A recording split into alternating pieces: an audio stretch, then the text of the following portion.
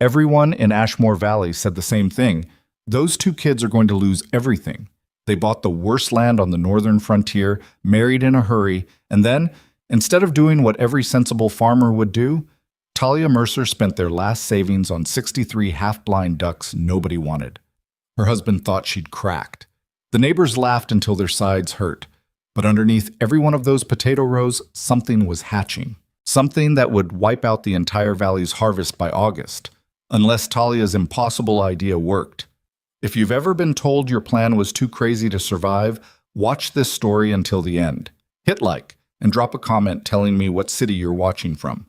I want to see how far this story travels. The farm had a name before Rowan and Talia ever arrived. People called it the Sink, not on any map, not on any deed, just in the way valley people name a place that eats money and gives nothing back. 3 acres of boulder-riddled soil on the northern edge of Ashmore Valley, where the frost came 2 weeks earlier than anywhere else, and the drainage was so poor that standing water collected in the low corners through May. The previous owner, a middle-aged man named Clyde Pershing, had tried potatoes for 4 seasons and quit. He sold the property for less than the equipment on it was worth and moved somewhere with better sense. Rowan Mercer knew all of this. He'd heard it at the feed store, heard it from his uncle, heard it from the woman at the county office who processed the title paperwork, and looked at him with the specific expression of someone trying not to say something rude. He signed anyway. He was 26 years old, and he had exactly 2 options: rent a room above the hardware store in town and work shifts at the grain elevator for the rest of his life, or take the money from his father's insurance settlement and try to build something. He'd chosen the second one. He wasn't sure that made him brave. Some days it just made him the kind of person who didn't know when to quit. Talia was 24, and she'd come into his life sideways. Not a sweeping romance, nothing like that. She was the younger sister of his friend Dell, and she'd spent 3 years working for a livestock supply company out of Millhaven before Dell's wedding pulled her back to the valley. Rowan had met her at the reception and spent most of the evening talking to her about soil pH and drainage culverts, which was not, by any measure, a normal wedding conversation. She hadn't seemed to mind. By the time the cake was cut, she'd told him 3 things that were wrong with his planting plan before he'd even mentioned having one. They got married 8 months later in a small ceremony that cost less than the new fence posts Rowan needed for the back acre. It wasn't romantic exactly. It was practical in the way that 2 people who understand hard work sometimes choose each other. Not because the world is soft, but because it isn't, and having someone beside you matters more than having someone who looks good in a photograph. The first spring on the Sink was honest about how difficult things were going to be. Rowan had borrowed against the property to buy seed stock and basic equipment. The soil tested lower on organic matter than he'd hoped, and clearing the boulder sections in the northeast corner took 3 extra weeks he hadn't budgeted for. By the time they got the first rows planted, they were already behind schedule and already short on the reserve Rowan had kept for emergencies. The word emergency, he was beginning to understand, was essentially a synonym for the month of April. Talia worked beside him without complaint, though complaint wasn't really her style. She had a quality he'd noticed before they married and respected more as time passed. She observed things before she spoke about them. She'd stand at the edge of a field in the morning, just looking before she said anything at all. Sometimes what she said was wrong, but she always had a reason. It was on one of those mornings in early June that she found the eggs. She'd been checking the eastern rows, crouching down between the mounded soil to look at the new growth, and she'd turned over a clod of earth near the base of a young plant and seen them, pale, clustered, smaller than a match head. She didn't panic. She pulled out the worn pocket notebook she kept in her jacket and sketched the shape of them, noted the location, and then walked methodically through the next 40 feet of row doing the same thing. By the time she got back to where Rowan was working the irrigation line, she'd counted what she estimated to be several thousand eggs across a 100-foot stretch. "Colorado potato beetle," she said, "but a lot of them. More than I've seen." Rowan straightened up. He was sweaty and tired, and his lower back had been bothering him since Tuesday. "How many?" "Enough that if they hatch and we don't have a response plan, we lose the field." She said it the same way she'd say the weather was going to turn. Factual, flat, like she was reading a number off a gauge. "And if they're here, they're probably across the whole valley. The wind's been out of the south for 2 weeks." He looked at the rows behind her. Everything looked fine from where he stood. Healthy green growth, nothing visibly wrong. That was the problem with eggs. They didn't look like anything until they became everything. Pesticide? We can't afford enough to cover the whole field. And even if we could, the runoff risk on this drainage situation. She didn't finish the sentence. She didn't have to. The culvert on the north end was already borderline, and a heavy pesticide application followed by rain would put them in violation of the watershed restrictions the county had tightened last year. The fine alone would finish them. Rowan pressed his hands against his thighs and looked out at the valley. Across the road, and a quarter-mile south, he could see the green geometry of Silas Granger's fields, clean, organized, 10 times the acreage of anything Rowan owned. Granger had farmed Ashmore Valley for 30 years. He had equipment, storage, a crew of 4 seasonals, and the kind of reputation that came from outlasting everyone who ever doubted him. He'd looked at Rowan's property once, from the road, and said without being asked that the soil on the northern edge wasn't worth the diesel it took to work it. Rowan didn't say anything about Granger. He pulled off his cap and turned it in his hands. So what do we do? Talia had her notebook open. She didn't answer right away. She'd been thinking about it since she'd found the eggs, actually. That was how her brain worked. She'd already been running through options while she was still crouching in the dirt sketching, already weighing what they had against what they needed. And she'd come back to something she'd seen 3 days ago, about 4 miles up the county road. The Harwick operation had gone under in March. Earl Harwick had run a mixed farm, some grain, some vegetables, and an unusual side operation, a flock of Indian runner ducks he'd kept for pest management and egg production. When the bank called in the loan, everything went with it. The grain got auctioned. The equipment sold in 2 hours. But the ducks, 63 of them, a genetically unusual line that ran heavy toward near blindness due to decades of inbreeding on Earl's part, nobody wanted. There'd been a notice in the Millhaven Courier that the birds were available for next to nothing, or they'd be put down by the end of the month. Talia had read the notice and moved on at the time. Now she was thinking about it differently. Indian runner ducks were ground foragers. They didn't swim much. They walked, upright and purposeful, nosing through soil and low vegetation for insects. They ate beetles, larvae, eggs, if they could find them. Earl Harwick had used them in his vegetable rows for years, though without much system behind it, just letting them roam and hoping for the best. But Talia had been thinking about what would happen if you didn't just let them roam. What if you gave them a path? Potato rows were roughly 2 feet wide. A narrow corridor of woven willow staked low to the ground could funnel the birds down a specific row, force them to walk the length of it, nose to the soil, hunting.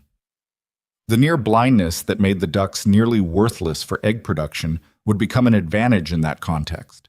Close to the ground, moving slowly, those birds would be working by smell and touch, not sight. They'd miss nothing at ground level. She explained it to Rowan standing at the irrigation line. He listened without interrupting, which was something she'd always liked about him. When she finished, he was quiet for a moment.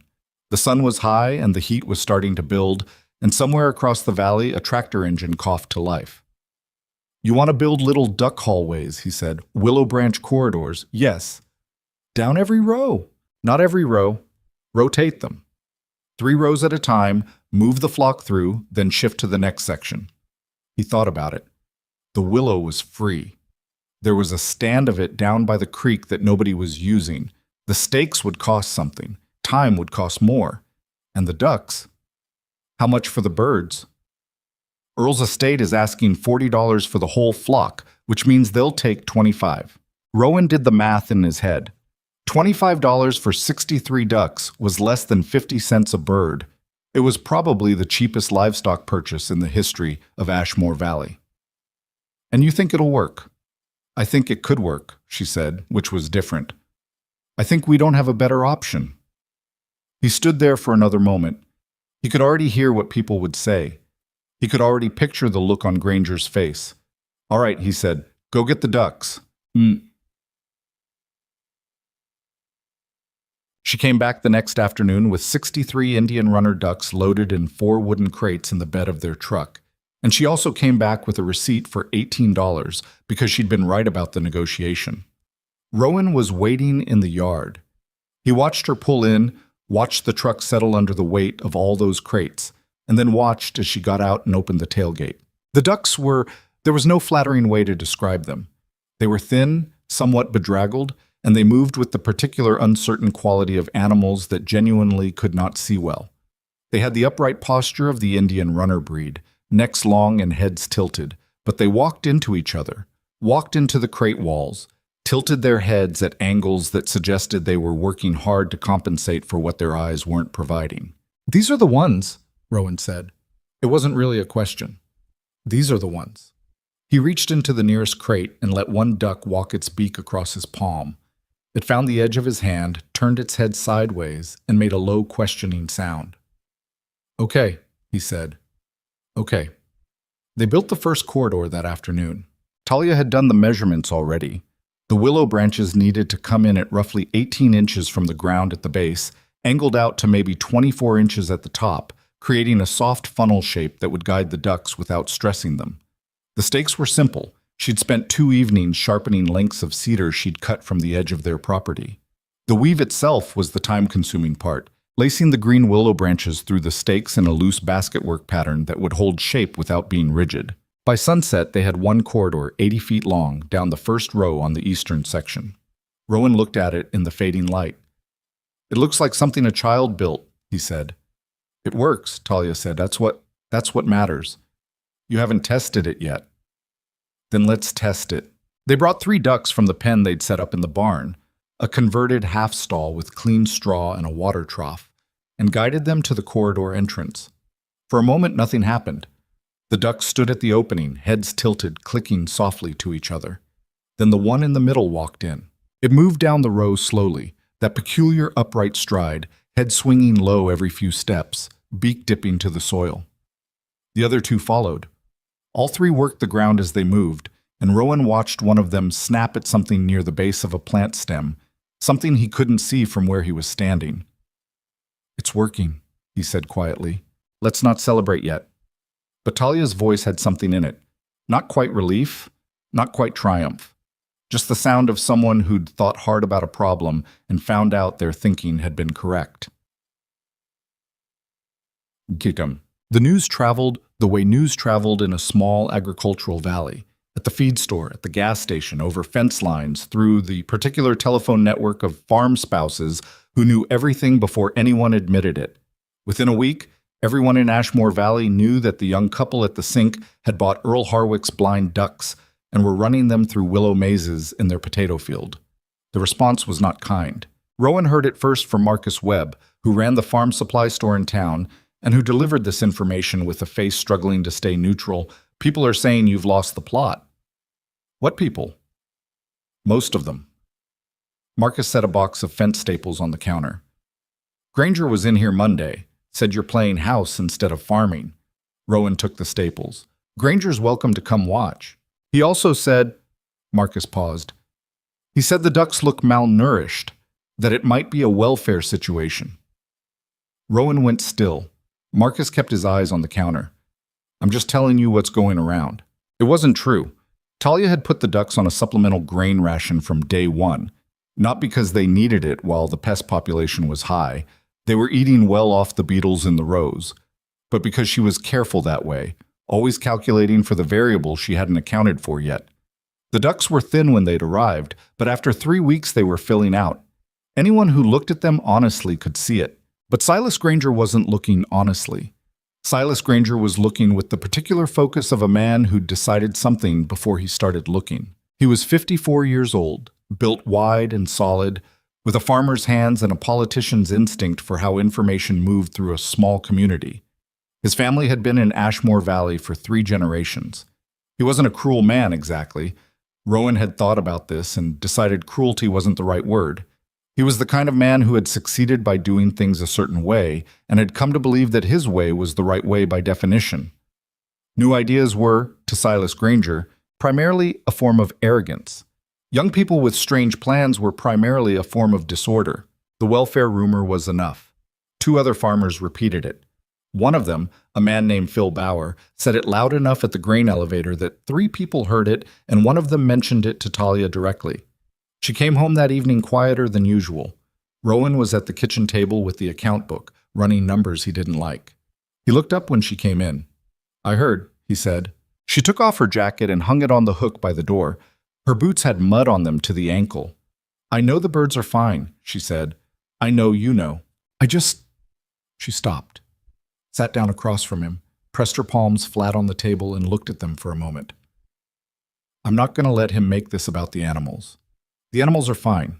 They're better than fine. They're doing what I thought they'd do, and the rows they've been through look different already. You can see the difference." "I know. So why does it bother me this much?" Rowan closed the account book. "Because it's not fair, and you know it's not fair, and you can't fix it by being right." She looked at him for a second. "No," she said. "I guess I can't." Outside, across the potato field, the willow corridors stood in the long evening light, pale and temporary-looking, while 63 near-blind ducks moved through the rows in their quiet, purposeful way, eating everything that was trying to destroy the harvest. The corridors took 3 full weeks to build across the entire active field. Talia designed them in sections. She had a hand-drawn map, pencil on the back of a seed catalog, with the field divided into 7 working zones, and the flock rotation marked out in a schedule that accounted for both pest density and recovery time. She was up before sunrise most mornings. She came in after dark most nights. Her hands were rough from the willow work. She went through a pair of gloves every 6 days. Rowan helped with the construction when he wasn't managing the irrigation or handling the endless list of other things a 3-acre operation demanded. He was not, he would have freely admitted, the one with the plan here.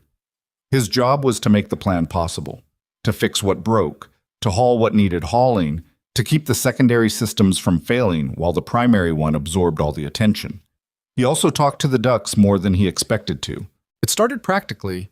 Talia used a specific whistle pattern to call the flock, 2 short notes and a long one, and Rowan had learned it because it was faster than herding 63 birds by hand. But somewhere in the 3rd week he'd started talking to them while he guided them, not full sentences, just commentary, the kind of low-voice narration that came out when a person was doing physical work alone. He told them about the account book. He told them the rain was coming Thursday, and he wasn't sure if that was good or bad. He told the one he'd started calling Patch, she had an unusual dark marking over one eye, that she was eating more than her share, and he respected that about her. Talia caught him once. She didn't say anything, she just had a certain look. "They're better when you talk to them," he said without a great deal of conviction. "Are they? The rows they've done this week are cleaner than the ones from before." She thought about it. Maybe. By the end of June, the eastern section showed a measurable difference. Rowan had gone through those rows on his hands and knees before the ducks started, noting egg clusters, logging their density per square foot in the account book. He went through again after 2 passes with the flock, and the reduction was significant enough that he checked his numbers twice, because he didn't want to be wrong about something he wanted to be right about.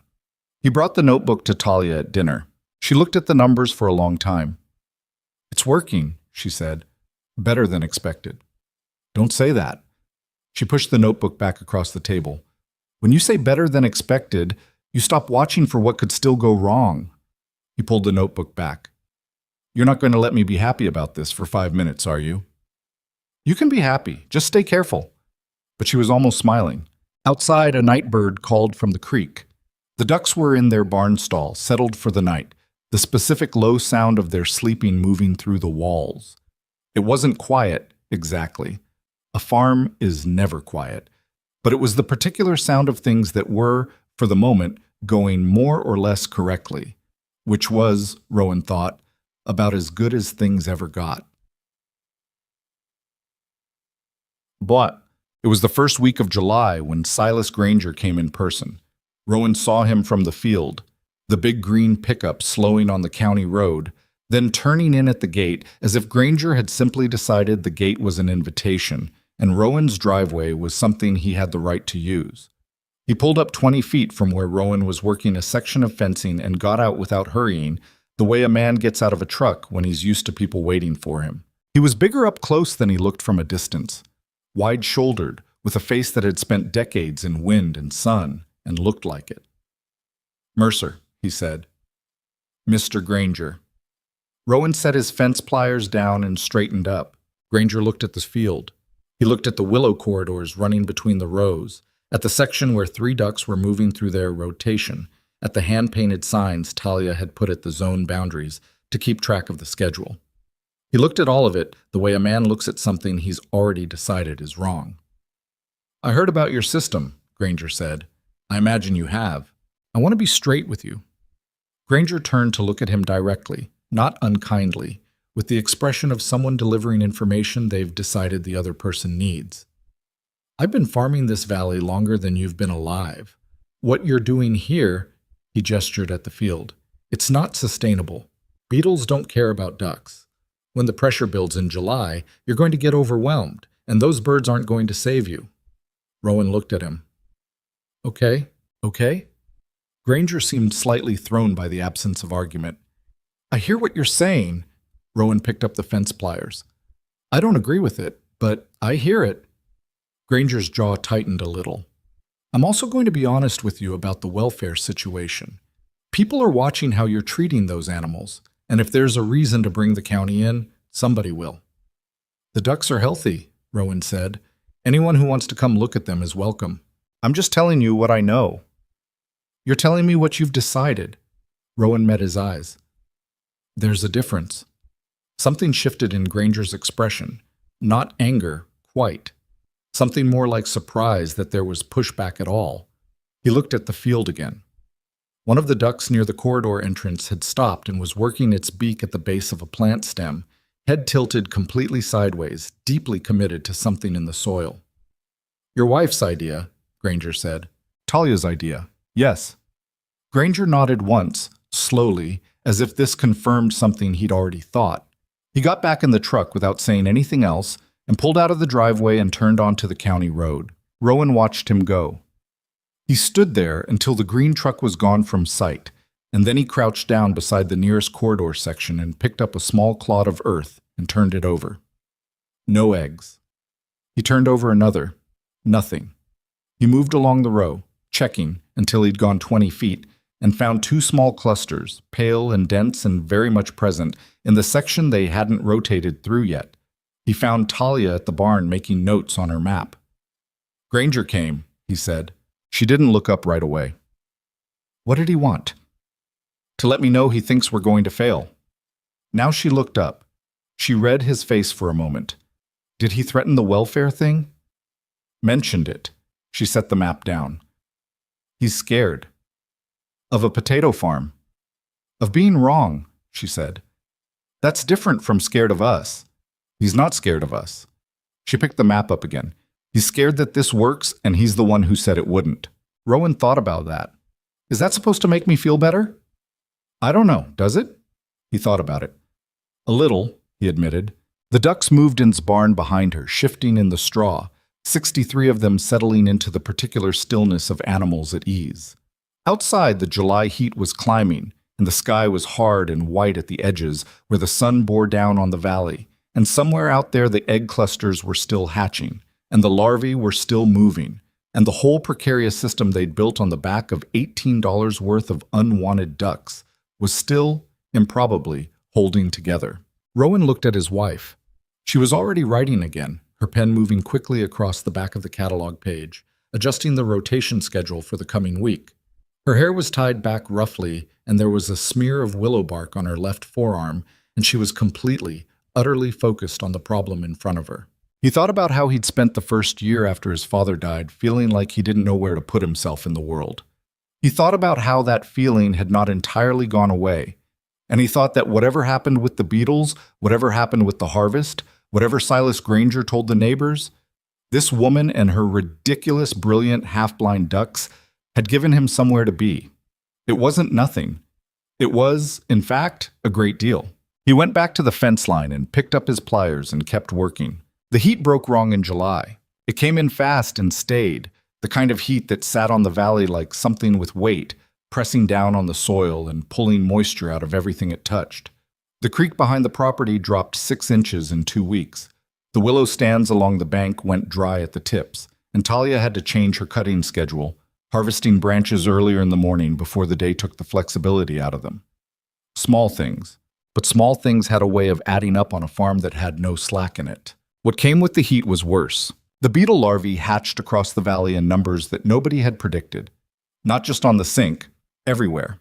Phil Bauer's operation, 2 miles south, lost a quarter of his field in 10 days. The Hendersons on the East Road watched their early crop go from healthy to skeletal in a stretch so fast that old Dale Henderson said afterward, it looked like something had just decided to eat it. The larvae were in the soil, in the leaf axils, in the mounded rows, everywhere at once. The particular devastation of a pest that had found ideal conditions and was taking full advantage. Rowan walked Bauer's field on a Thursday, at Bauer's invitation, and stood in the middle of a row that 3 weeks ago had been the most productive section on the property. The plants were stripped to their stems in places. The soil between the mounds was moving, not metaphorically, actually moving, with the slow churn of larvae working through it. He drove home and sat in the truck in the driveway for a few minutes before he went inside. Talia was at the kitchen table with her map. She'd redrawn it twice already, revising the rotation schedule as the pest pressure shifted week to week. The map was covered in pencil marks and corrections. Zone boundaries moved, timing adjusted, arrows showing where the flock had been and where they needed to go. It looked like the inside of a very complicated argument. Bowers lost a quarter, Rowan said. She didn't look up. I know. Marcus told me this morning. Henderson's worse. I know that too. She set the pencil down. How are our east rows? Better than they should be. He pulled out the chair across from her and sat. That's the honest answer. They're not perfect.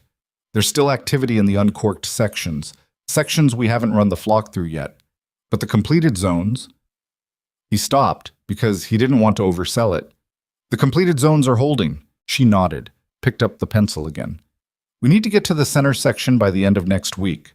If the hatch pattern follows what I think it's going to follow, the pressure is going to concentrate there in about 10 days. That's aggressive. I know it's aggressive. The flock needs recovery time, Talia. If we push them through too fast, they stop working. They get tired. They start missing things. I know. She said it sharply, then stopped herself. Took a breath. I know. I'm trying to find the balance. She tapped the pencil against the edge of the table. 4 zones active at once instead of 3. We split the flock. 3 groups instead of 2, smaller per corridor. Shorter runs, more rotations. Give them rest between. Rowan thought about it. That means more corridor maintenance. The weave on Zone 4 is already starting to pull loose on the south end. I'll fix it this afternoon. You were up at 4:30 this morning. And I'll be up at 4:30 tomorrow morning too. She looked at him across the table, not unkind, but definite. Rowan, we don't have another option here. We run the system harder or we lose to it. Those are the choices. He didn't argue. She was right, and they both knew it. The intensified schedule started the next day. Splitting the flock was harder than either of them expected. Not logistically. The birds moved easily enough in small groups by now, responding to the whistle pattern Talia had trained into them over weeks of repetition. But emotionally, in the specific way that any plan that looks simple on paper reveals its complications when you're actually in the mud doing it.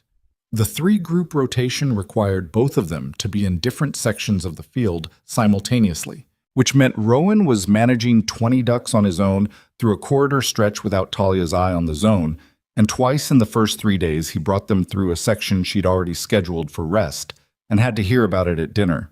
Zone 3 was on a 48-hour break, she said, pointing at the map. I know, I made a mistake. If we exhaust that section before the second hatch, I know, Talia, I made a mistake.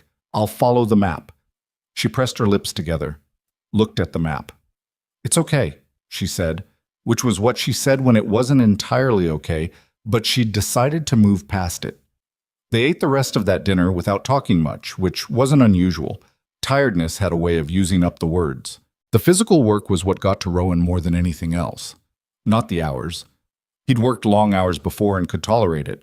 It was the specificity of the exhaustion, the crouching, the lifting, the constant low-grade attention required to manage animals and corridor and soil condition all at once.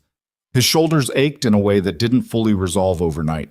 His hands had calluses on calluses. He was losing weight without trying to, because they were burning more calories than they were managing to put back in, eating quickly and late, and falling asleep in the kind of dense unconscious way that meant the body had simply hit a limit and shut off. Talia was thinner too. He noticed it one morning when she was pulling a section of willow branch loose from a damaged corridor panel. Her arms extended above her, and he could see the lines of her shoulder blades through her shirt. He thought about saying something and didn't. She was fine. She would say she was fine. He was fine too, technically. Fine was just the word they used for the condition of people who were doing more than they should be able to do. The damaged corridor was a problem they hadn't fully anticipated. Green willow was durable, but not indestructible. The weave panels held up well for the first month, but under the stress of daily duck traffic, accumulated moisture from the irrigation schedule, and the July heat, sections began to degrade in the 5th week. Stakes pulled loose, woven panels sagged and opened gaps wide enough for a duck to push through sideways, which they did, because 63 near-blind ducks discovering a gap in a fence were apparently not above taking advantage of it. On a Tuesday afternoon, Rowan arrived at Zone 2 to find 11 ducks who had exited their corridor and were conducting their own free-range investigation of the adjacent rows, which were not scheduled for rotation and which Talia had specifically marked as a rest zone. He stood there for a moment. The ducks moved around him with complete indifference, heads tilting, beaks working at the soil, doing exactly what he'd wanted them to do, but in exactly the wrong place. "Okay," he said. To no one. To the ducks. To himself. "Okay." He spent 2 hours getting them back in order and another hour repairing the section of corridor. By the time he'd finished, the afternoon light was going, and he hadn't done the irrigation check or the account book entry he'd meant to do. He stood at the edge of the field with dirt on his hands and knees and looked at the whole system. The corridors threading through the rows, the ducks visible in Zone 1 still working their late rotation, the hand-painted zone markers, the whole strange construction of it, and felt something he didn't immediately have a word for. Not failure. Not yet. But the weight of how much could still go wrong. He thought about what Bowers Field had looked like, all those stripped stems. He went inside and washed up and didn't mention the gap to Talia until after dinner, when he brought it up in the context of the maintenance schedule. "I know about the gap," she said. "You knew?" "I checked Zone 2 this morning. I added it to the repair list." She turned the list toward him. There were 7 items on it in her small, precise handwriting. "Why didn't you say something?" She shrugged one shoulder. "Because I knew you'd get it." He looked at the list. Item 4 was his name, with the Zone 2 corridor reference. She'd written it before he'd even found the problem. "You do this a lot," he said. You already know about the thing, and you wait for me to find it." "Sometimes." She pulled the list back. "You retain it better if you find it yourself." He wasn't sure whether to be annoyed or grateful, and couldn't quite decide, so he let it go. The rumor situation worsened in the 3rd week of July. It came through Marcus again, because Marcus was the kind of man who felt that honesty required him to pass along information whether or not the recipient wanted it. He pulled Rowan aside at the supply store on a Wednesday and said that Silas Granger had been talking at the Millhaven Cooperative meeting, in front of 12 farmers and 2 bank representatives, about the welfare situation on the sink. He'd used the word neglect. He'd said he'd seen the animals from the road, and they didn't look right, and that someone ought to file a formal complaint before the season ended. Rowan drove home with the bag of steaks in the truck bed, and the information sitting in his chest like something with an edge. He didn't tell Talia right away. He told her that evening, after they'd finished the late rotation and locked the birds in for the night, sitting on the porch in the last of the day's heat with 2 cups of bad coffee. She listened without interrupting. When he finished, she was quiet for a moment. "He said neglect," she said. "That's what Marcus said, in front of bank people." "Yes." She turned the coffee cup in both hands. Didn't drink from it. "Our loan review is in September," she said. Rowan had thought about that too. "I know." "If someone files a formal complaint before the review..." She stopped, started again. "I'm not saying it would change anything. I'm saying it doesn't help." "No. He's doing it because the system is working," she said. She said it quietly, without heat. "The rest of the valley is getting hammered, and our field is holding, and he can see that from the road, probably. So he's..." She shook her head. "He's finding a different angle." "What do we do?" She thought about it. "We invite someone out here," she said, "before he can file anything. We call the county extension office. We ask them to come do an observation. We put everything on the record. Let them see the birds. Let them see the field. She looked at him. If there's nothing wrong, and there isn't anything wrong, then it's documented. He can't use a complaint to muddy something that's already been cleared. It was the right call. Rowan knew it immediately, the way you know when someone else has thought faster and cleaner than you have about a problem. All right, he said. I'll call tomorrow.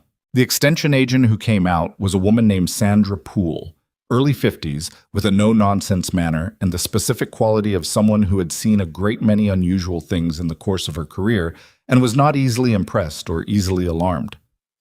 She walked the field with Talia for an hour and a half, examining the corridors, watching the flock work a rotation, checking the barn setup, looking at the feed records Talia produced from the account book. She crouched down at the entrance to Zone 3 and watched 3 ducks work 20 feet of row without saying anything. Then she stood up and looked at Talia.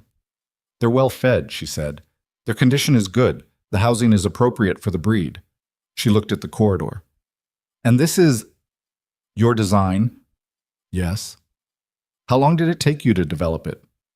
I thought about it for 2 days before we started. I've been adjusting it since. Sandra Poole wrote something in her notebook. I'm going to be honest with you, Mrs. Mercer. I've been doing this for 22 years and I've never seen anything quite like what you've built here. That's not a criticism. She looked at the field again. Your pest pressure numbers, do you have documentation? Talia had documentation. She had the account book entries, the before and after measurements from the east section, the weekly zone assessments she'd been logging since the first rotation. She handed Sandra Poole the account book and stood while the agent went through it. Sandra handed it back. I'm going to file my observation report this week. There's nothing here that constitutes a welfare concern. She glanced toward the road, toward the direction of Granger's property, in a way that suggested she was not entirely unaware of how these visits sometimes originated. And Mrs. Mercer, off the record, whoever raised this concern might want to spend less time looking at your field and more time looking at their own. After she left, Talia stood in the driveway for a moment. Rowan came to stand beside her. Good, he said. Yes. She turned toward the barn. I need to check the Zone 5 fence before dark. He almost said something about the fact that she should eat something first, that it was past 6 and she hadn't stopped since 7 in the morning. He didn't say it because she knew that already and it wouldn't change anything. He just walked with her. That was the week the valley's situation got visibly bad enough that people stopped pretending otherwise. By the last week of July, Dale Henderson had lost the majority of his early season planting. The Marconi brothers on the West Road, who ran the second largest potato operation in the valley, were talking openly about writing off the season entirely. At the cooperative, people were calculating losses in terms that involved the word foreclosure. The beetle population had exploded past what any preventive treatment could address.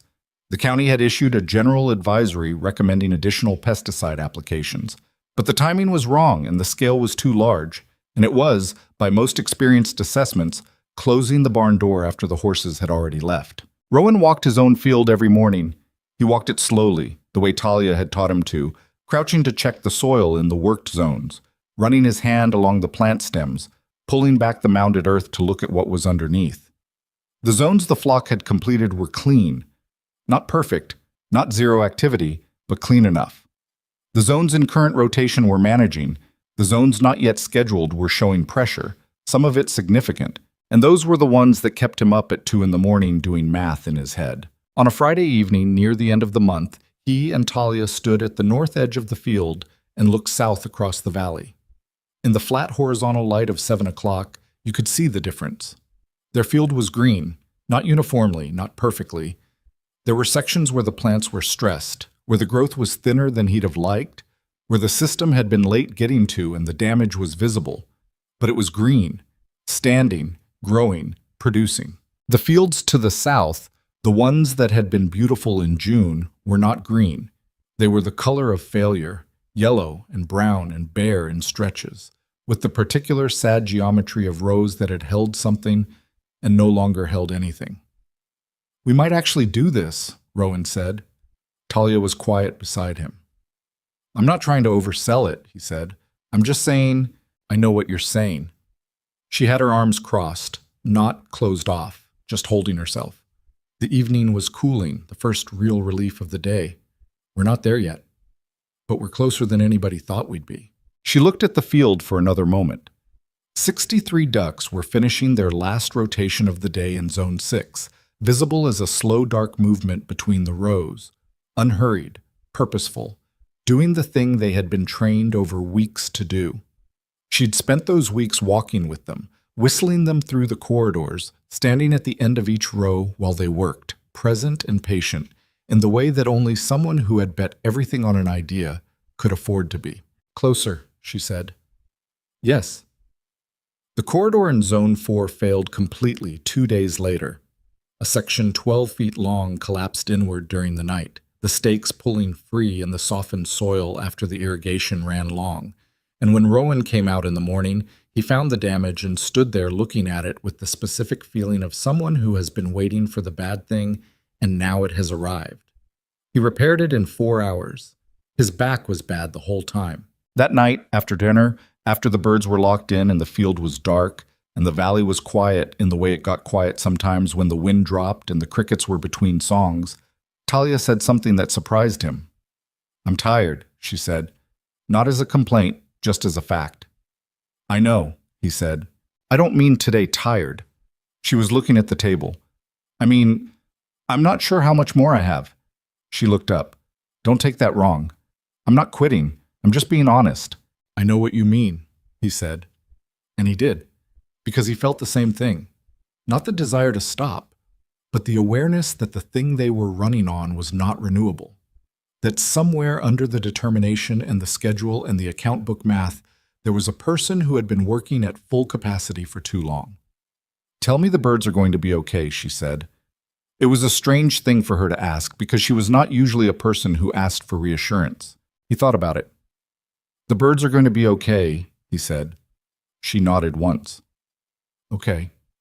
She stood up from the table and went to get ready for bed, and he sat there for a few more minutes with the lamp on, looking at the map she'd left on the table, all those pencil marks and corrections and adjustments, the entire running record of a person trying to outthink a problem that hadn't wanted to be outthought. He turned off the lamp and went to bed. Outside, something rustled at the edge of the property, and then went quiet, and the farm settled into the dark. The fox came on a Wednesday night, in the second week of August, 2 days before what Talia's tracking map estimated would be the final and largest beetle hatch of the season. Rowan didn't hear it happen. That was the part that stayed with him afterward, that he'd been 30 feet away sleeping while the whole thing came apart. The fox had found a gap in the barn's side panel, an old repair that had held through spring and most of summer, but had apparently decided that August was a reasonable time to give up. It got in some time after midnight.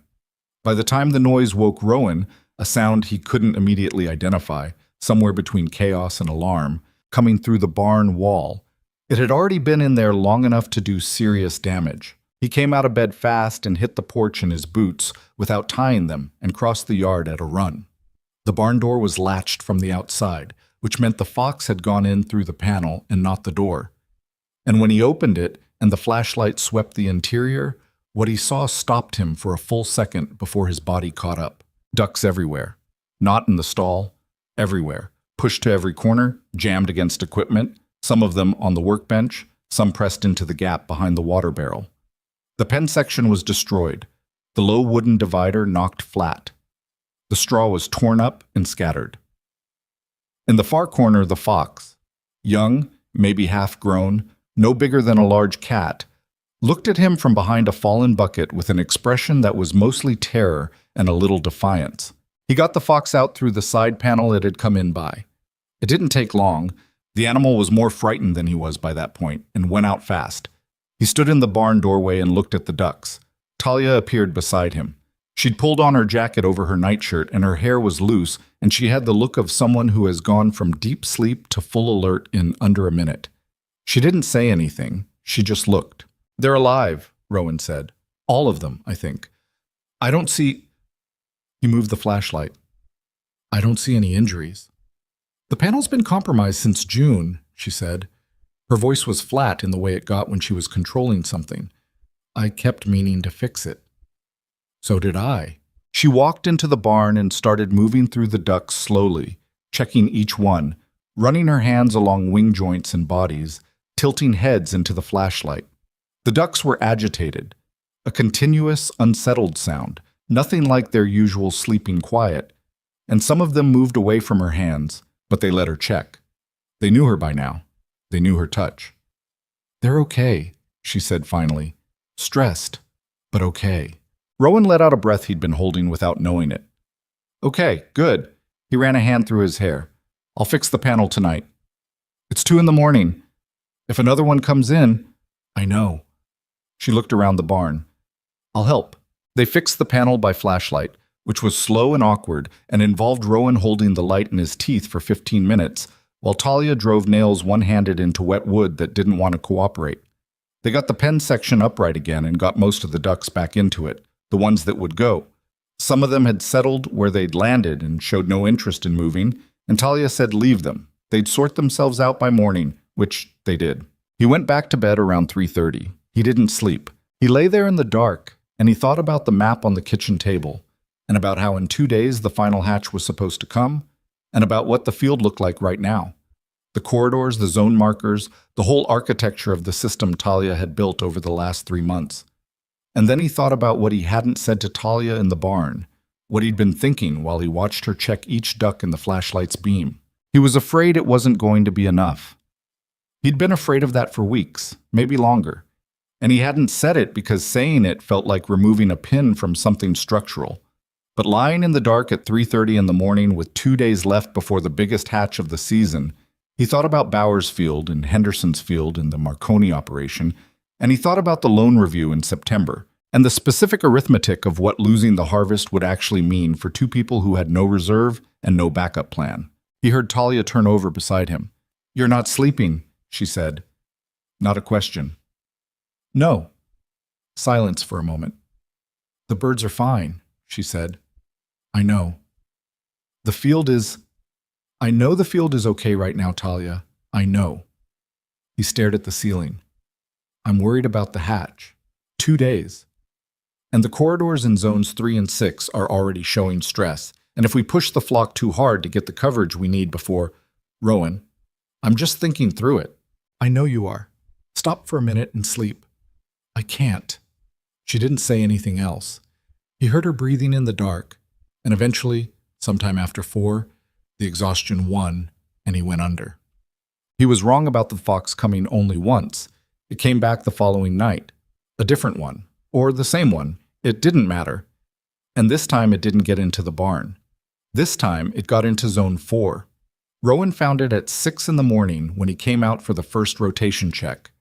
He stood at the edge of Zone 4 and looked at what remained of the northern corridor section and felt something go quiet inside him that had been loud for a long time. A third of the willow maze was destroyed. Not damaged, destroyed. The stakes had been pulled or knocked over, the woven panels torn through and scattered, the careful geometry of the corridor system reduced to a pile of sticks and broken weave across 30 feet of row. Some of the damage was fox. Some of it was ducks. He could see where they'd scattered through the gaps, trampling the panels in their blind panic, compounding the destruction without meaning to. He counted what was still intact. Zone 1 mostly. Zone 2, fully. Zone 5, fully. Parts of Zone 3. Zone 6, questionable. Zones 4 and 7 were effectively gone.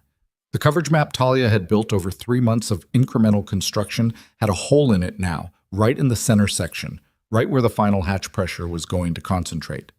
He stood there for a long time. Talia came out 20 minutes later. She'd been in the barn doing the morning check, and she walked across the field toward him, and he watched her face as she got close enough to see what he was looking at. She stopped, took it in, didn't speak. 2 days, he said. "We've got 2 days before the hatch, and we've lost a third of the system." She crouched down at the edge of the destruction and picked up a section of broken willow panel, looked at it, set it down. "We can't rebuild it in time," Rowan said. "Not to the standard it needs to be to hold the flock. Even if we started right now and worked until dark today and tomorrow, I know." "So what do we do?" She didn't answer right away. She stayed crouched, looking at the damaged rows, and Rowan knew that look. It was the same one she got when she was running through a problem, when she was turning something over and looking at its other side. He'd seen it over the account book and over the seed catalog map and over the schedule revisions she'd done half a dozen times. He'd learned to wait it out. He waited. The morning light was coming in flat and low over the eastern ridge, the kind of light that made everything look simultaneously clear and a little harsh, and the valley below them was quiet in the way it got before the heat came up. Somewhere in Zone 2, he could hear ducks moving in the corridor. The early group, the ones Talia had released before she came out here, still working, still doing what they'd been trained to do. Talia stood up. "We don't need the maze," she said. He looked at her. "We haven't needed it for weeks," she said, and her voice had something in it he hadn't heard before. Not excitement, not relief, but the specific quality of someone who has just seen something clearly that was there the whole time. "I've been thinking about it wrong. The corridors were for training. They were to teach the birds the pattern. Walk the row, nose to the ground, follow the line. But they know the pattern now. They've been doing it for 3 months. They follow you," Rowan said slowly. The thing she was saying was coming together in his head. "They follow the whistle. They follow me. I can walk them down a row without the corridor. I've been doing it in the damaged sections already, without thinking about it as a system. When the weave pulls loose, I just walk ahead of them and they follow." She looked at the destroyed section. "We don't rebuild. We abandon the whole structure, all of it, tonight before the hatch. We take down what's left, clear the rows, and we run the flock free range with me on the whistle. All 63 free range across the whole field, with me leading and you on the other end of each row shaking the larvae from the plants into the path." She looked at him. "You shake the stems, the larvae fall, the ducks take them. It's faster than the corridors, more coverage. We can do the whole field in 2 days if we start at first light." Rowan thought about it. He thought about 63 near-blind ducks moving through open rows with nothing to guide them but a whistle and a woman walking ahead of them in the dirt. He thought about everything that could go wrong. Scattering, missing sections, ducks that decided today was the day they didn't feel like cooperating. He also thought about Zone 4, and about the loan review, and about Bowers Field. "If it doesn't work," he started. "If it doesn't work, we lose what we were already going to lose," Talia said. "The corridors are gone. Standing here arguing about it doesn't change that." She picked up the broken panel again and held it for a moment, then dropped it. "This was always the plan underneath the plan. I just didn't know it until now." He didn't have a better argument than that. "Okay," he said. "Okay. Tonight we take down the rest. Tomorrow morning we start." What? They spent that evening dismantling what remained of the willow system. It was strange work, pulling down something they'd built with that much effort, carrying the stakes and panels to the edge of the property and stacking them, clearing the row ends of debris so the ducks would have clean passage. There was something that felt like loss in it, even though it was the right call. Talia worked without sentiment, pulling stakes and coiling the leftover willow lengths and setting them aside with the methodical efficiency she brought to everything. But Rowan caught her pausing once, holding a section of panel she'd woven herself on a June evening that felt like a different year, looking at it without expression. "You all right?" he said. "Fine." She set it on the pile. "Just 3 months." "I know." She dusted her hands against her jeans and kept going. He kept going too. By full dark, the field was clear. It looked bigger without the corridors, more exposed, more ordinary. Just rows, just mounded soil, just potato plants reaching up in the late August heat. Rowan walked the length of it in the dark with a flashlight, checking the row ends, making sure the debris was clear and the soil was undisturbed enough for the ducks to move freely. He did the whole field, all 3 acres, which took longer than he expected and left him at the far north end in the dark with the flashlight dimming and the field behind him. He stood there for a moment. The valley was quiet.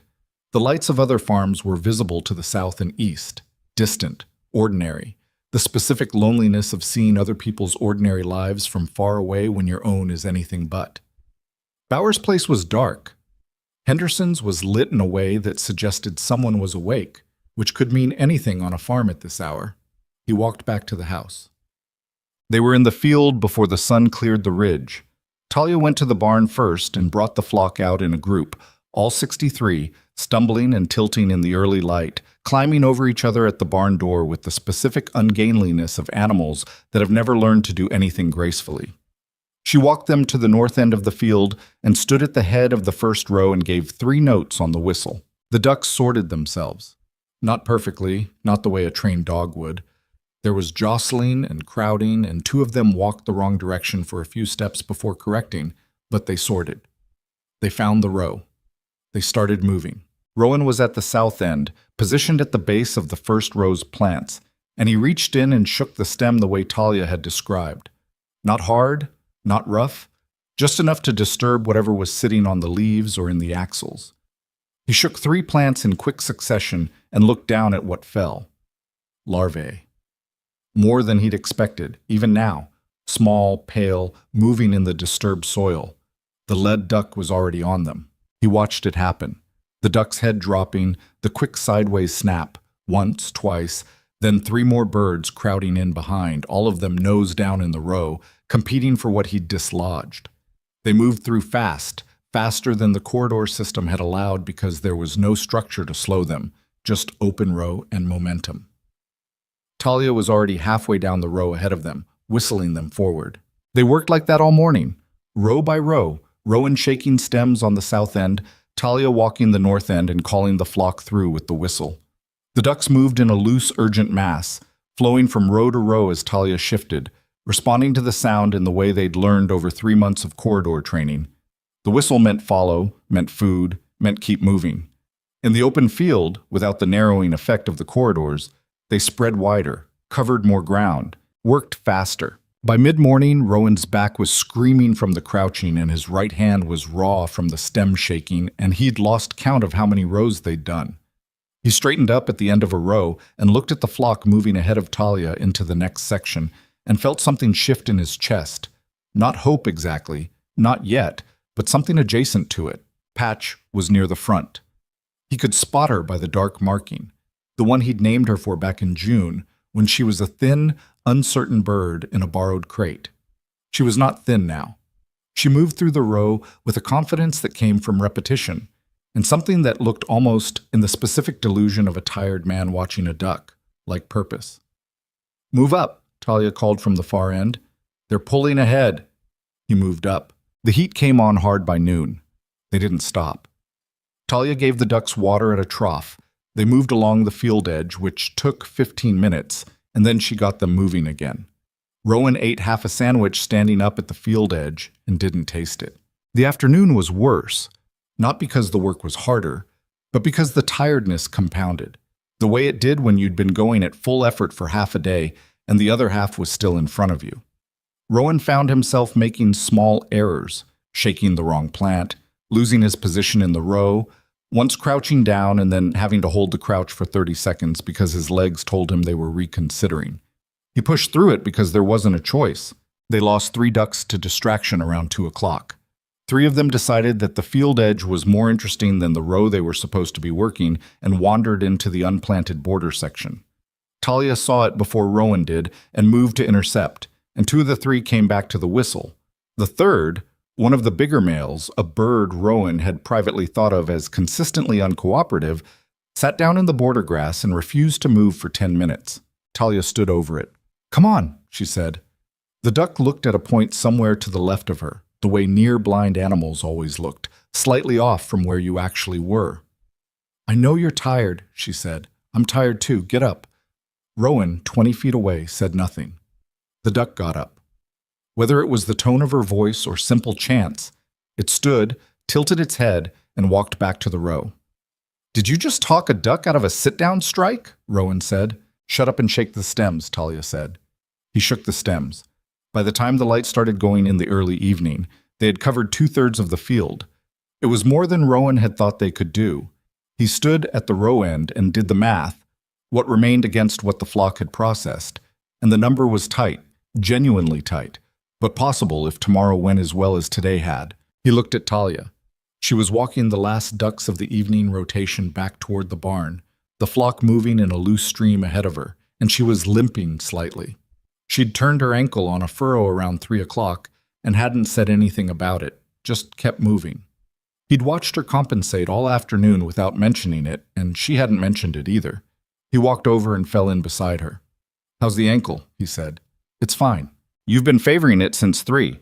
I know. It's fine. She paused. It hurts, but it's functional. He didn't say anything more about it. They walked the ducks to the barn and locked them in and stood outside in the cooling evening air. The field was dark behind them now, and the valley below was going quiet.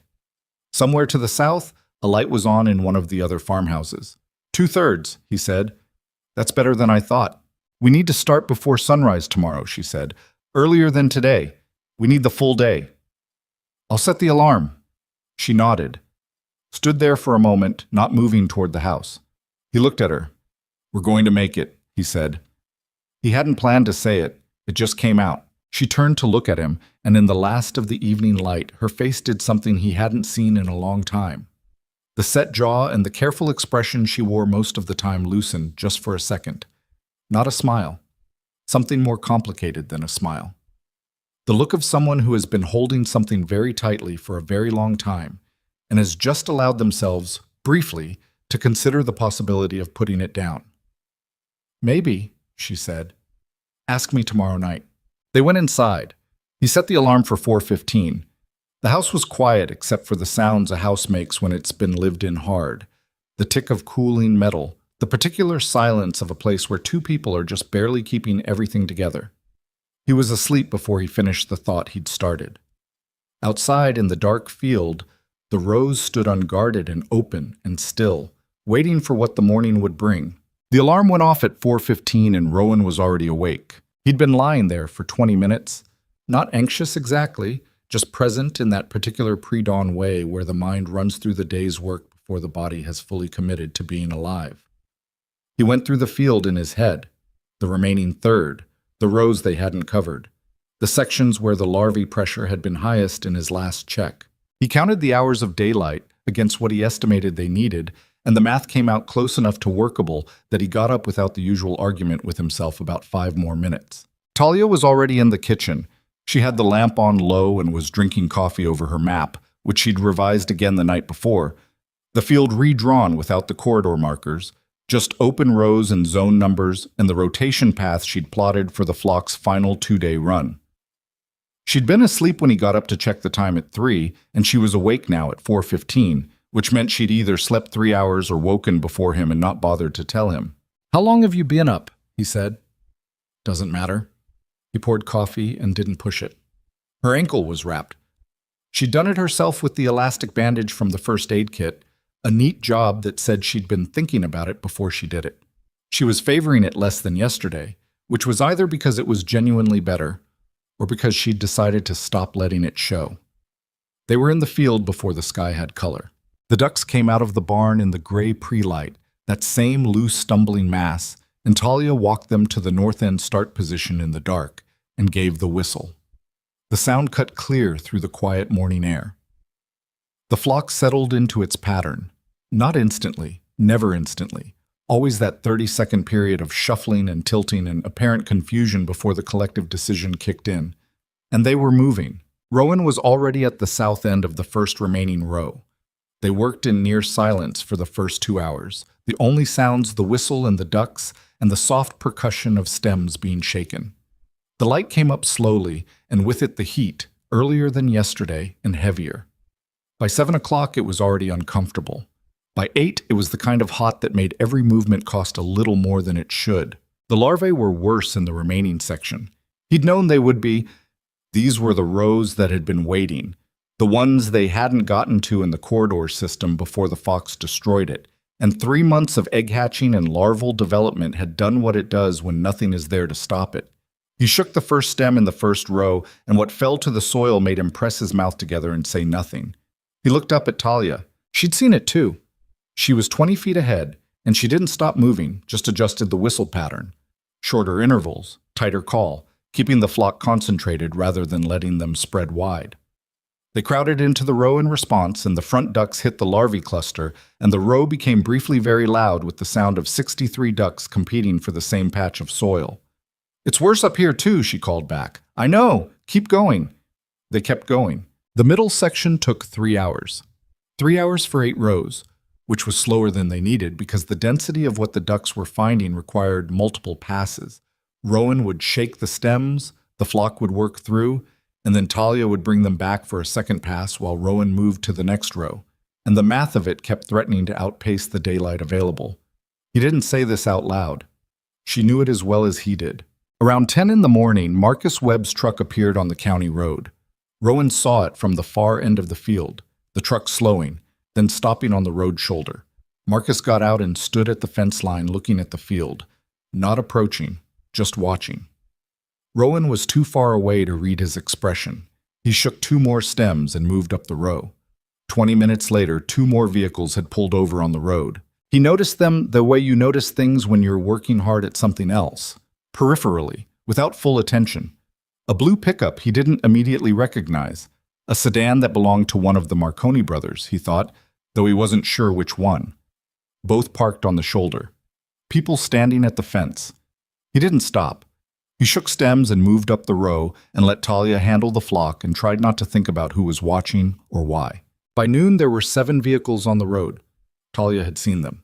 She hadn't said anything about it either, just kept the flock moving with the same focused attention she'd had since 4:30 in the morning.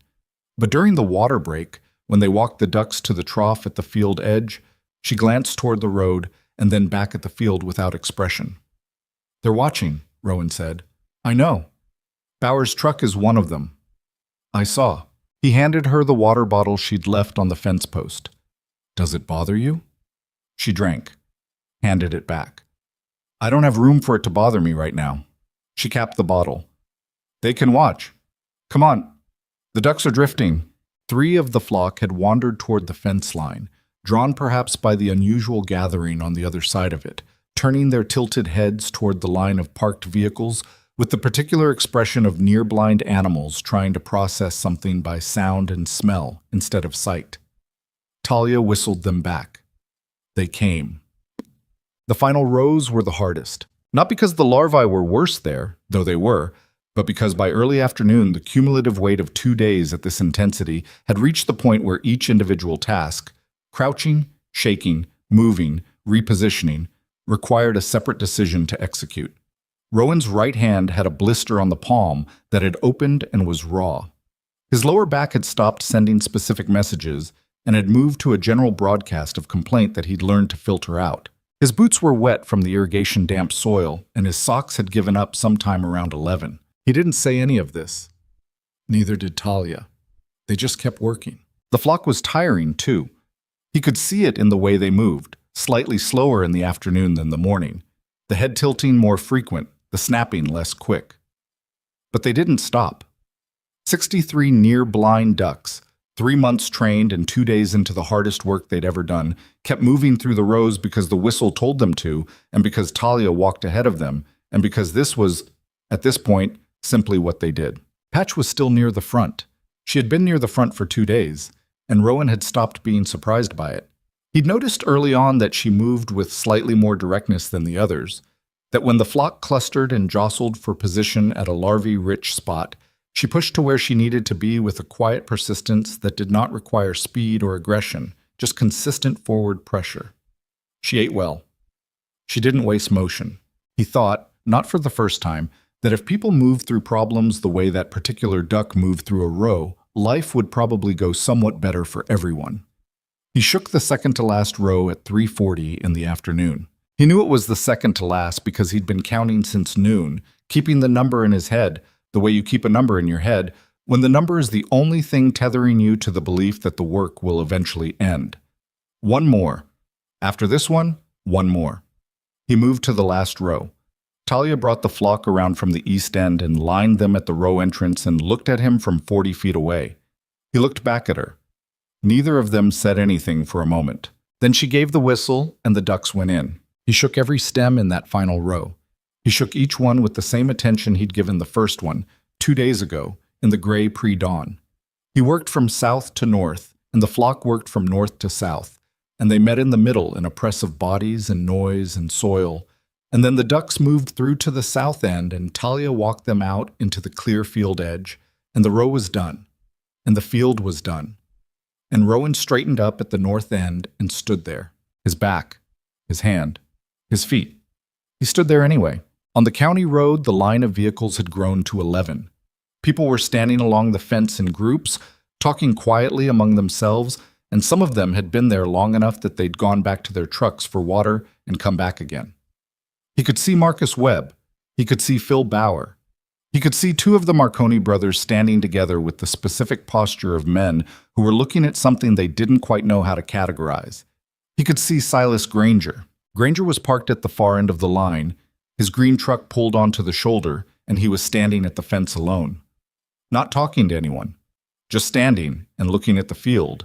And his hands were in his jacket pockets and his face was doing something that Rowan couldn't fully read from this distance. Talia came across the field toward him, the flock trailing behind her in the loose, dispersed way they moved when the work was done, and there was no road to follow.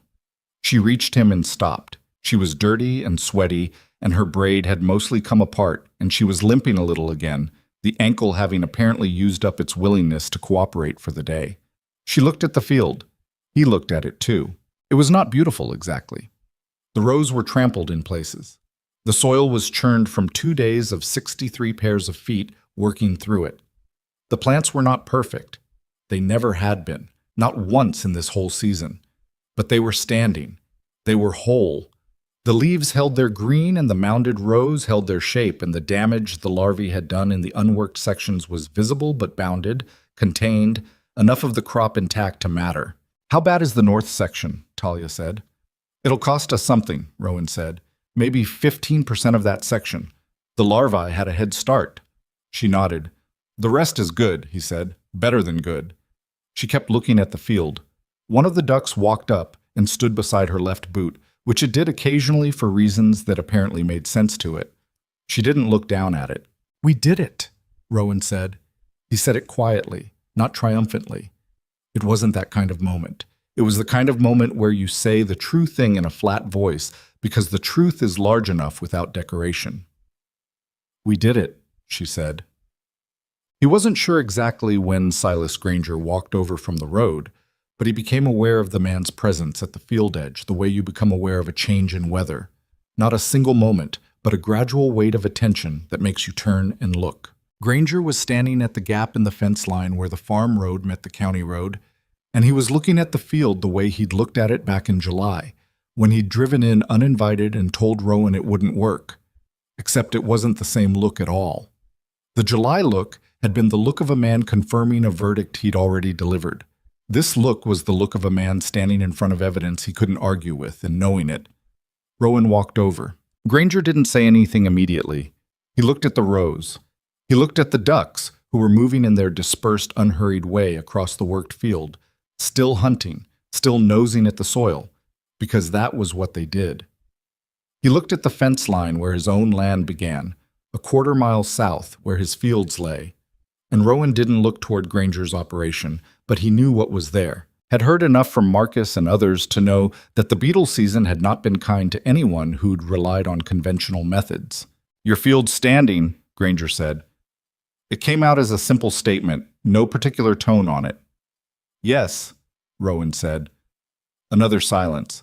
Granger pulled his hands from his pockets and crossed his arms, then uncrossed them, then put his hands back in his pockets. A man trying to find the right posture for a conversation he hadn't planned on having. "I was wrong," he said. Rowan waited. "About the ducks. About—" Granger stopped. "About what I said to people, the welfare situation. I said things that weren't based on what I actually saw." He paused. That wasn't right.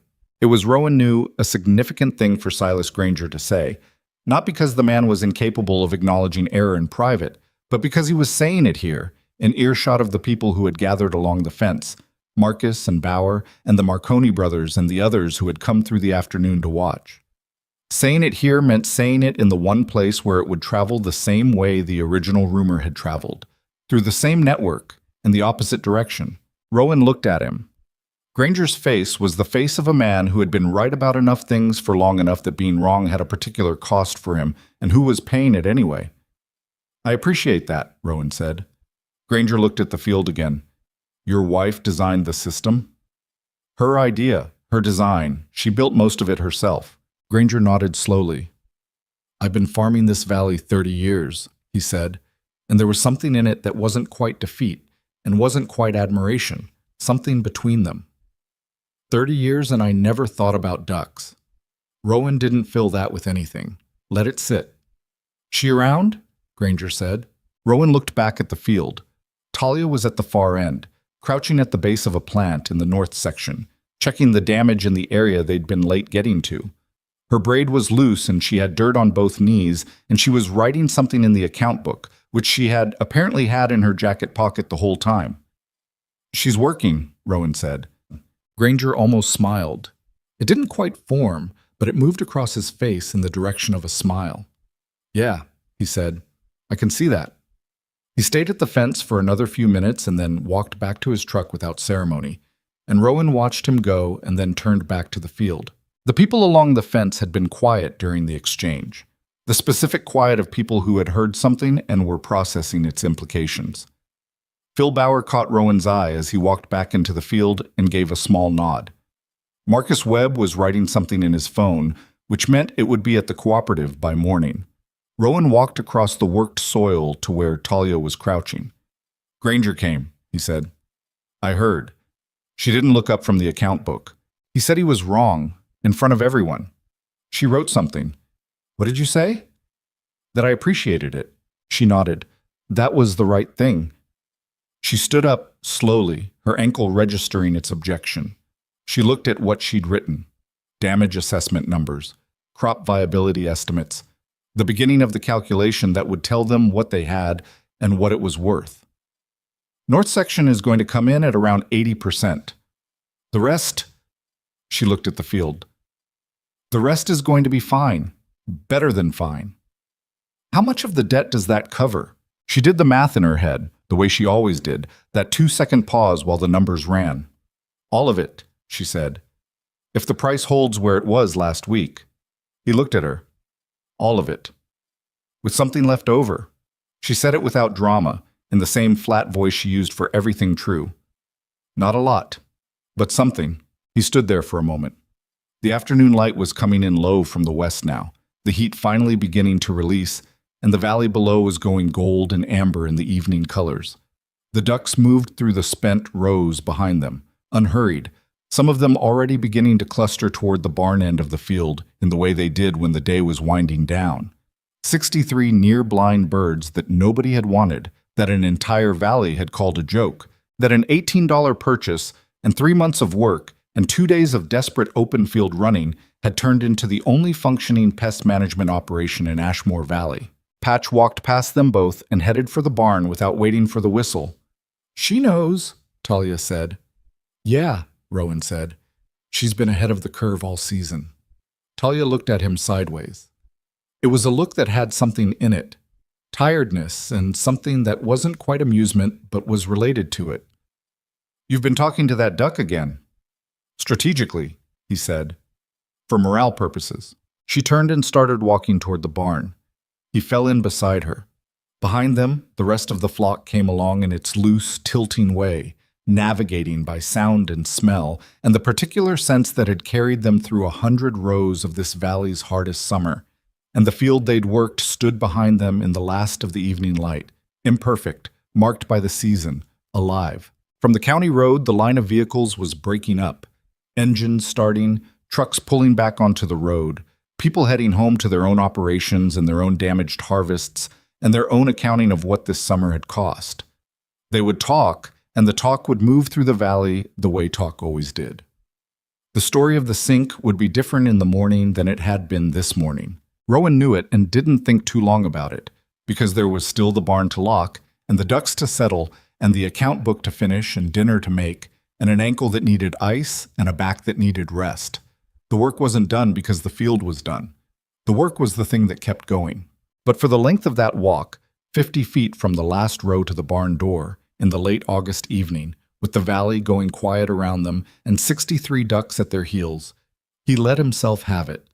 The simple fact of it, the thing they had built and defended and almost lost and saved by abandoning and rebuilt in 2 days on nothing but a whistle and stubbornness. They had done it. He didn't say it again. He didn't have to. The harvest came in the last week of August, and it was not a perfect harvest. Rowan wanted to be clear about that afterward, when people started telling the story in ways that made it sound cleaner than it was. The north section came in at 78%, not the 80 Talia had estimated. The larvae damage in the rows they'd been late reaching had gone a little deeper than her field assessment had shown. 2 rows in the center section had root damage from the extended irrigation problems in July, unrelated to the beetles entirely, just bad luck and wet soil at the wrong time. The yield per acre was lower than the regional average for a good season. It was, however, the only yield in Ashmore Valley that year. That was the number that mattered. That was the number that changed things. Every other potato operation in the valley, Granger's included, had taken losses ranging from severe to catastrophic.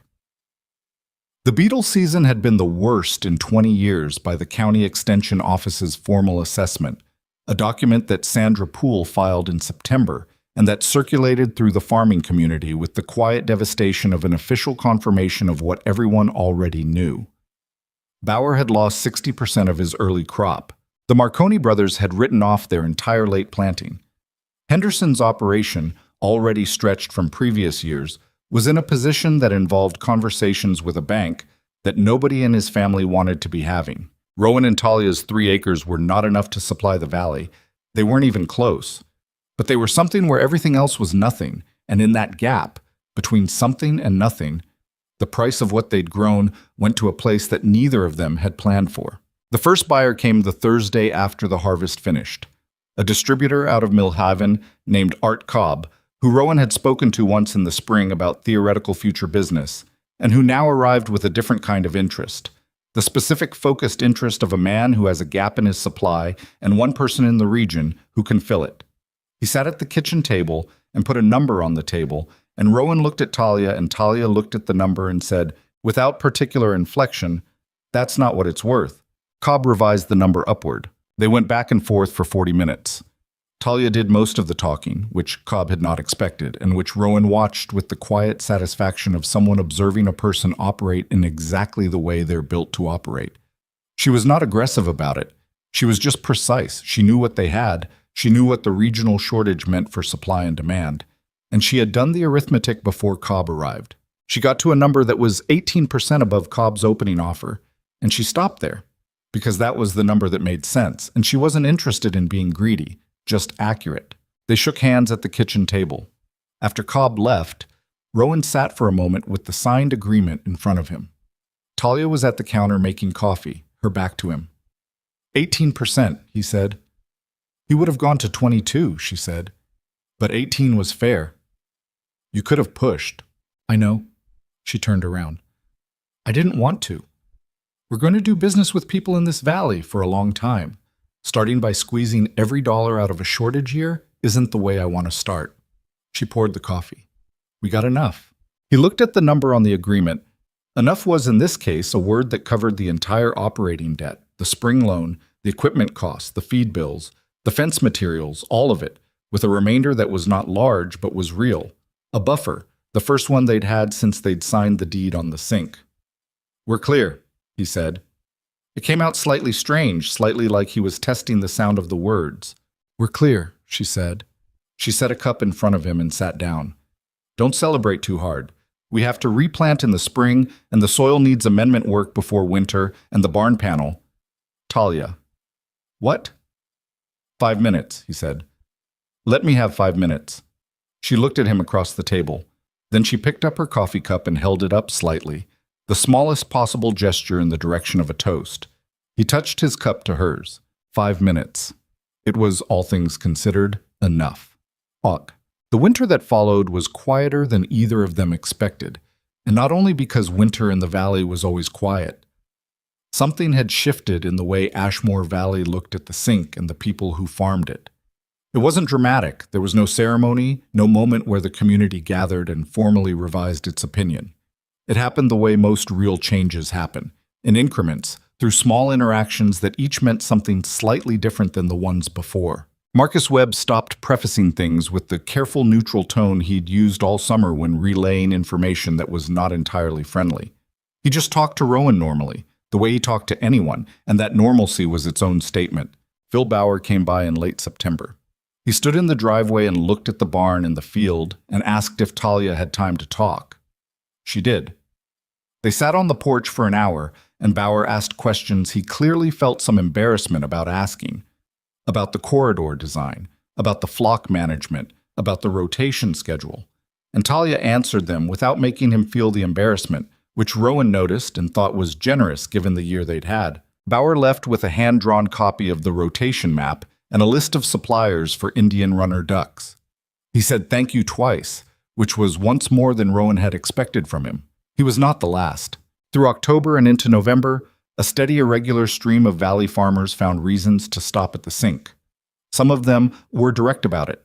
They wanted to know about the ducks, about the system, about what they could implement before next season. Others approached it sideways, stopping under the pretext of neighboring business, and then eventually getting around to the question they'd actually come to ask.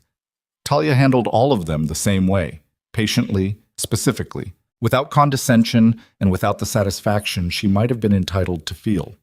She answered what she knew and said plainly when she didn't know something, and she gave away the information without charge because, as she told Rowan one evening, sharing what works is not a competitive disadvantage if you do it right. He wasn't sure he fully agreed with that, economically speaking, but he understood what she meant. The hardest visit came on a gray November morning when Silas Granger's green truck turned into the driveway. Rowan was splitting wood at the side of the house when he heard it. He watched Granger park and get out and stand for a moment looking at the property, at the barn, at the field put to rest for winter, at the house, with an expression that Rowan still couldn't fully read at distance and wasn't sure he could read up close either. He set the axe down and walked over. "Mr. Granger?" "Mercer." Granger looked at him. "I'd like to talk to your wife, if she's available." Talia was inside. Rowan went in and found her at the kitchen table with the soil amendment calculations she'd been working through all week, numbers that would determine what they added to the north section before spring planting. She looked up when he told her, and something moved across her face that he couldn't entirely name. Not reluctance, not quite, but an awareness of the weight of the conversation she was about to have. "Okay," she said. She capped her pen and went outside. Rowan stayed in the doorway. He could see them but not hear them from there, which felt like the right distance, present enough if something was needed, far enough to let it be what it was. Granger talked for a while. Talia listened. Then she talked and Granger listened. At one point, Granger took something from his jacket pocket, a folded piece of paper, and handed it to her, and she unfolded it and looked at it and folded it back. At another point, she said something that made Granger look at the ground for a moment. They talked for 25 minutes. When it was done, they shook hands at the driveway's edge, not warmly, not coldly, just two people who had been on opposite sides of a hard season and had found, somewhere in it, a place to stand that wasn't opposition. Granger got back in the truck and left. Talia came inside and set the folded paper on the kitchen table. Rowan looked at it. "What is it?" he said. "A formal letter of withdrawal." She sat down. The welfare complaint he was building. He filed a retraction with the county office last week, apparently. He brought me a copy. She looked at the paper. He said he should have done it in August when Sandra Poole filed her report. Rowan was quiet for a moment. That's more than I expected from him. He also asked about next year. She picked up her pen again. He wants to know if he can purchase ducks from us, if we expand the flock over winter. What did you say? I said I'd think about it. She opened the soil amendment notebook. I said the price would reflect our costs honestly, and I wasn't going to underprice because he asked. Rowan looked at her. What did he say to that? He said that was fair. She started writing. He seemed tired. The season was hard on his operation. I think this year cost him something that wasn't just money. Rowan sat down across from her. He thought about Silas Granger standing at the fence line in August, watching the field, with his hands in his pockets and the look of a man accounting for something. 30 years of being right, and then one season of a different kind of right running through the middle of his valley and proving itself in the one currency that farmers ultimately trusted, which was surviving when everything else didn't. Are you going to sell him ducks? Rowan said. Probably, Talia said. Yes. She kept writing. That's not forgiveness, in case you're wondering. That's just business and sense. If the system works, it should work for the whole valley. The beetles don't care whose field they're in. He thought about that. And you can separate those two things that cleanly. She looked up. No, she said honestly. Not entirely, but I can act like I can. And mostly that's enough, him. The flock spent the winter in the expanded barn stall Rowan built in October. A proper setup this time, with better ventilation and a reinforced side panel that no fox was getting through without a construction permit. He added 6 inches of fresh straw every week. He fixed the water system so it didn't freeze in the January cold. He talked to them, still, in the low, one-sided way he'd developed over the summer. Not out of any theory about animal behavior, just because it was quiet in the barn in the morning and it felt less quiet with words in it. Patch had a settled quality now that she hadn't had in June. She moved through the barn with the certainty of space that came from knowing it completely, every inch of it mapped in the way near-blind animals map the world, by repetition and memory and the particular confidence that comes from having navigated somewhere long enough to stop being uncertain about it. She ate well. She bullied the smaller ducks away from the best corner of the straw, which was not admirable but was consistent with her general approach to life. Rowan had told Talia once, sometime in November, that he thought Patch was the reason the system had worked. Talia had looked at him with the expression she reserved for ideas that were both wrong and somehow not entirely wrong.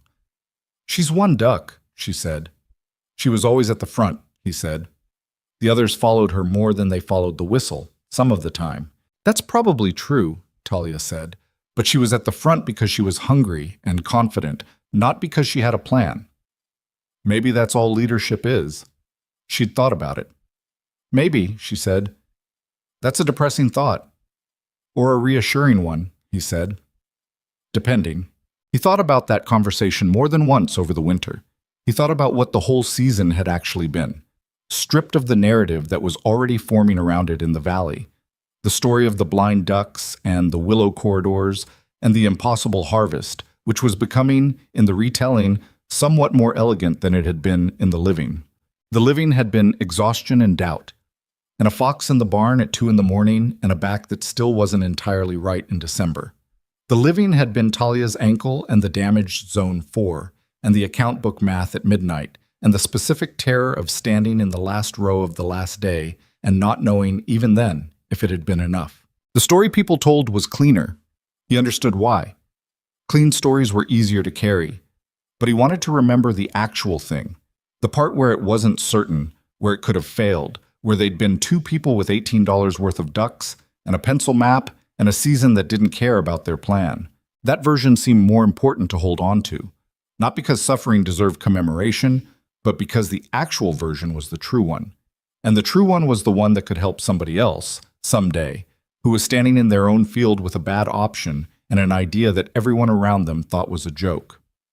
By February, they had placed orders for 30 additional Indian runner ducks, 12 from a breeder in the next county, 18 from a cooperative that Sandra Poole had connected them with after she'd visited twice more in the fall, both times with questions about the system that were less inspection and more genuine curiosity.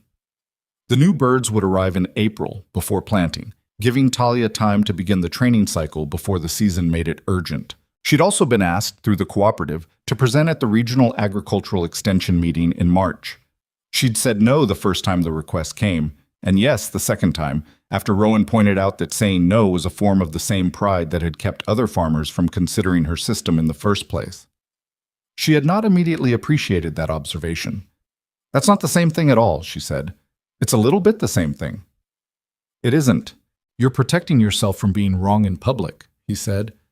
Which is exactly what "don't finish that sentence." He didn't finish it, but she sent the email saying yes. The presentation was 30 minutes on a Tuesday evening in the meeting room above the Millhaven Cooperative, and it was attended by 22 farmers, 2 bank representatives, Sandra Poole, and Silas Granger, who sat in the back row and did not ask questions, but whose presence was noted by everyone in the room and said more than a question would have. Talia was not a natural public speaker. She talked too fast at first, and her voice flattened when she was nervous, losing the animation it had in private conversation. But she knew the material. She had always known the material. And when she got to the part about the rotation schedule and started explaining the logic of the zone design, the room went quiet. In the specific way rooms go quiet when people are actually following what's being said. She showed them the account book numbers. She showed them the before and after pest density measurements from the east section. She explained the corridor design and then explained why it was ultimately unnecessary, why the training was the thing, why the corridors were scaffolding and not structure. A farmer named Ruth Adler from the east edge of the valley raised her hand. "What was the hardest part?" she asked. "Not technically, just what was actually the hardest part?" Talia paused. She looked at her notes, then back up. "Not knowing if it was going to work until it did," she said. "There's no version of this where you have certainty in advance. You do the thing you've thought through as carefully as you can, and you stay in it, and you try to adjust when it breaks, and you don't stop." She paused again. "And it will break. Parts of it will break. That's not a failure, that's just the season." The room was quiet for a moment after that. Rowan, sitting in the third row, looked at his wife at the front of the room, tired and precise and telling the truth without ornamentation, and thought about a June morning when she'd crouched in the dirt between two potato rows and turned over a clod of earth and found something that could have ended everything they'd built, and decided instead that it was the beginning of a solution. She had not known it would work. She had not had certainty or guarantee or proof. She had looked at what was in front of her and thought about it more carefully than anyone else was willing to, and then she had acted on what she'd thought. That was it. That was the whole of it. Not genius, not luck, just attention. The willingness to look at something everyone else had decided was worthless and ask, seriously, without embarrassment, what it might be good for. The willingness to be wrong in front of people and keep going anyway. The willingness to abandon the thing you built when the situation required something different, and to trust that what you'd learned in the building was more valuable than the structure itself. The sink was still the sink. The soil was still rocky on the northeast corner, and the drainage was still difficult, and the frost still came early. The farm was not transformed into something easy. It was just theirs, with all the complication that involved, and the work of it would continue for as long as they chose to do it. But in the barn, 63 near-blind ducks, soon to be 93, were settled in their straw, mapping their small, certain world by touch and sound and repetition. Patch was in her corner, eating more than her share as usual, planning nothing, needing nothing, moving through her days with the simple, directed confidence of a creature that had found its purpose and was using it. She did not know what she had been part of. She did not know about the loan, or the account book, or the line of trucks on the county road, or the presentation in the meeting room above the cooperative. She did not know that her particular stubborn way of moving through a row, nose down, forward, persistent, indifferent to what anyone watching thought about it, had looked to a tired man shaking plant stems in a field at the end of a long summer, like the truest version of how to get through something hard. She just knew the straw and the water and the rows that waited in the spring, the smell of turned soil and the particular satisfaction of a beak, finding what it was built to find. It was enough. It had always been enough.